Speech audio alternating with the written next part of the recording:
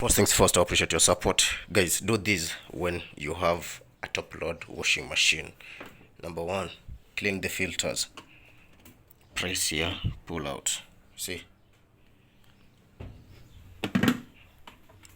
Press here and pull out. They should be cleaned regularly. You can do this after every 1 month. Let me show you how dirty these things are.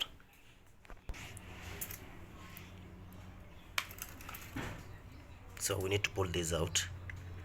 You know, it's sitting here open. Check. Look here. Open. Like that. Same to this. It's sitting here open. Like that. This is lint. So ensure all these things are cleaned. And then using a flat screwdriver, let me show you. You can remove this. You can remove this sieve.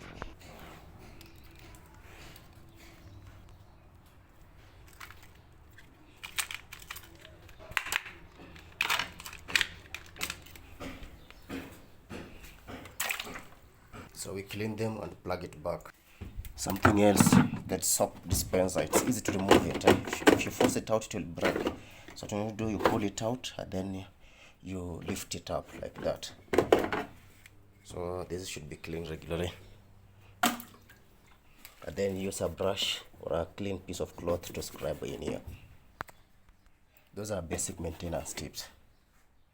Then once you remove the pipe after closing the main water tap, remove this sieve.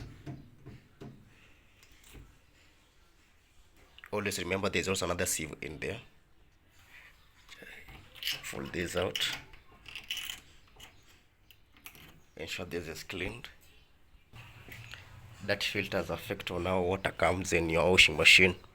Ensure that is clean and plug it back. The top load doesn't get blockages. It's rare, but there's a filter here. There's a filter here. Make sure that one is clean as well. So do those basic things and your machine will run efficiently. I love you guys, and remember to follow, subscribe and like.